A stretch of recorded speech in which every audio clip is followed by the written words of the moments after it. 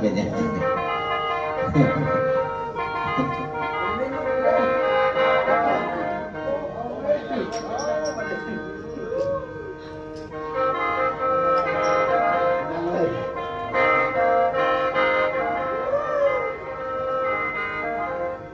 โอ้ยช่างมาดึกๆถอดดาวพัดไก่พ้นพันเนาะหวานตายิ้มอยู่เลยเอ้ย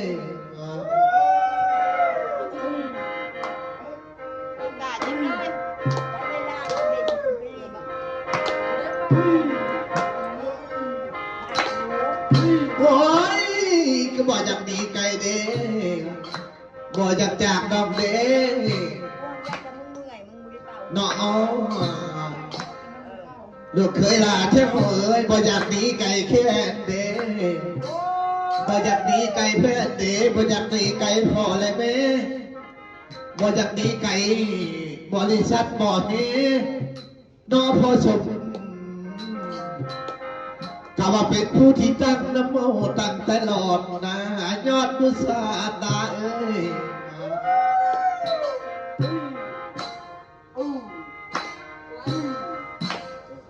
โอ้ย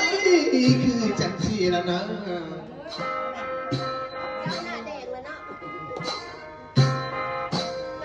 โอ้ยคิดเห็นเด้ลูกเคยใหญ่เท่าเอ้ยขัดจักยากะยาบ่ได้ลูกเคยกะว่าเนาะล่ำจากก่อนเนาะพอเท่าเนาะยาวไปสากก้อนอัดไปสากก้อนพอได้ออกแผ่นซีดีพอได้อัดคลิปไปเนาะเอาให้คนเห็นเนาะทั่วบ้านละ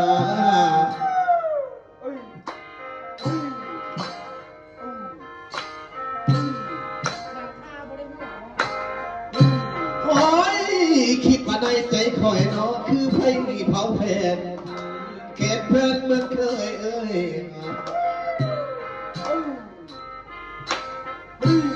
จังมาสาวดงใต้คนคือสาวดงบกคนงามเอ้ยบ่อยากดีจากทางข้าวดีอยู่สบายยังสองคนนะสาว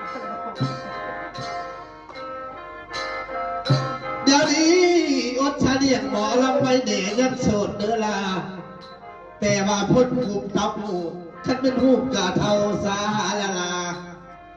เกิดหลายปีมันกะเทาแล้วเนาะนางเนาะผมเส้นแล้วอย่าสมองสู้เก่าเป็นยัง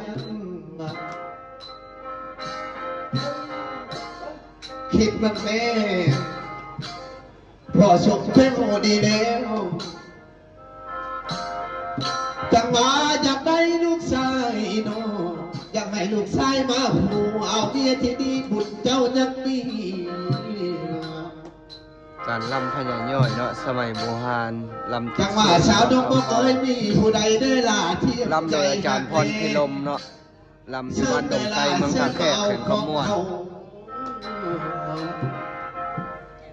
เชิญจะเอาพ้นเข่าสะเบพึ่งชิบมาเดินลำโดยอาจารย์พรพิลมเนาะจากเมืองบ่อละพาแขวงขมวนว่าแค่อดจะเอาบ่ลำเข่าชิบเจ้ากีน้ำแน่นาบ่แค่เนื้ออดจะเอาบ่ลำเข่าเทียมน้องเท่าไก่ลำอยู่บริษัทนนทกรเนาะแห่ทรายของบ้านดงใต้เด้อขนาดนั้นบริษัทนนทกรเนาะแห่ทรายบุญเอ้ยขันเป็นชากัดใจเด้ขันเป็นชากัดใจเอ้ยสาวน้องบกเอ้ยขันเป็นของคนเดียวง่ายที่เอาทองทักแสกมึงเด้นะลำอยู่บริษัทนนทกรแห่ทรายเด้อขณะเราอยู่ทักลูกเคยลาแถวเอ้ยจะเอาของแขกข้าชาวบ้านเพิ่นมาเที่ยวบ่เป็นไหนประสานเสียงแคนโดยอาจารย์เบียร์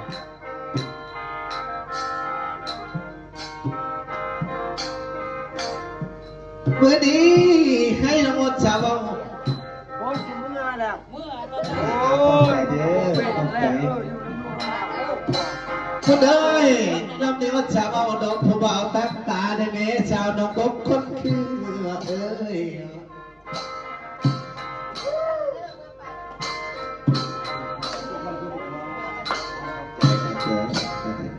ขอบใจนะขอบใจไหมขอบใจครับ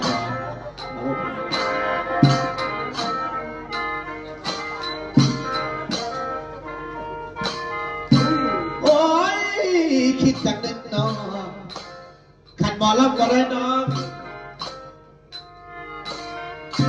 จักสิคิดแนวใดน้องหมอลำนี้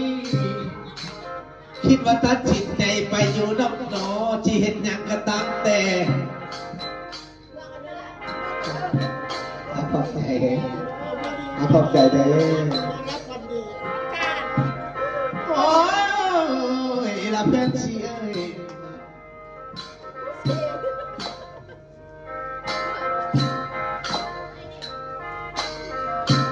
คนได้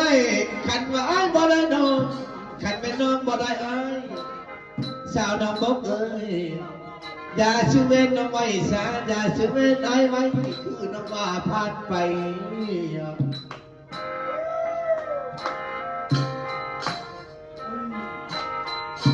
เดี๋ยวนี้นั่งตัดสินใจแล้วบ่น้องของหมอลำผู้เดียวคือพี่หมอละนะ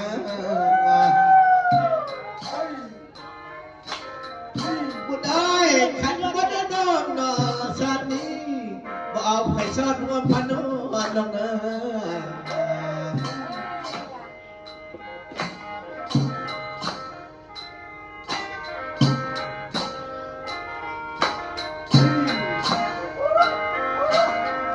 ผู้ได้หัวที่เป็นเต็มโตโลลาเดือนที่เป็นนุ่มปัดต้องเดือนชิบจองลมพัดดาวหนาวโพดโมโพเอ้ยวันนี้ลำนี้นาดอกมาคิดโทษสาวน้องบอกได้ล่ะหากข้าวนี้อยู่ในใจดังเอิ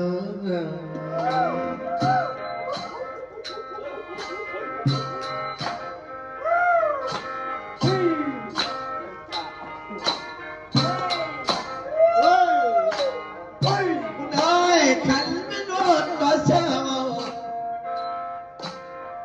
คุณเอ้ยหากน้ำมูกจนตลอดจะเมจนตลอดโดนสอดแจ้งหักจากในข้างกันดอกมา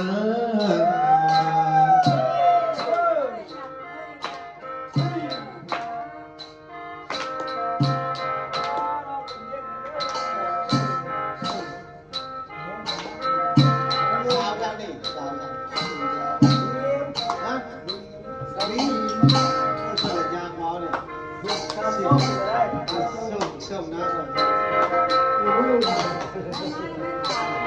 นักเรียนนักเรียนก็นั่งกันไป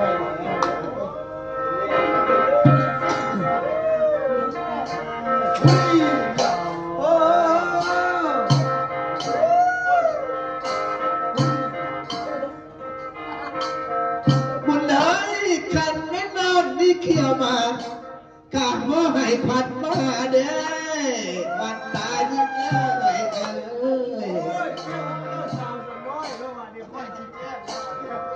วันนี้ขัดมานอนสืบยาน้องหากพ่อให้ในมันเต้าพ่อได้มาในนังไข่หากตนอ้ายก็ดีใจอยู่นะ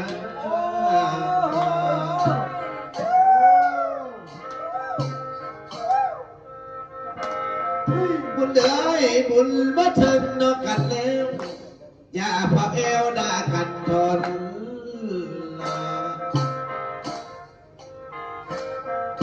บุญเลยเป็นน้ำเทแต่ชาติก่อน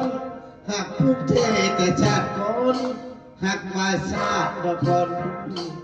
หากบุญนายบ่เฮียงละนา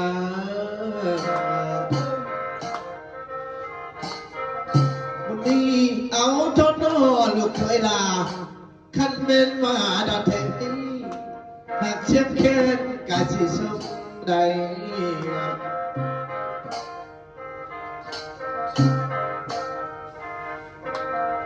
มันได้จิตประสงค์ผัวดอกบ้านหากว่างให้แก่ลำนาขันเป็นมาดอพอนี้ชาวเสียเลี้ยงคนงามเอ้ยหากเสียงแค่ลำกาสมห กับเสียงไม้ลำกาชมได้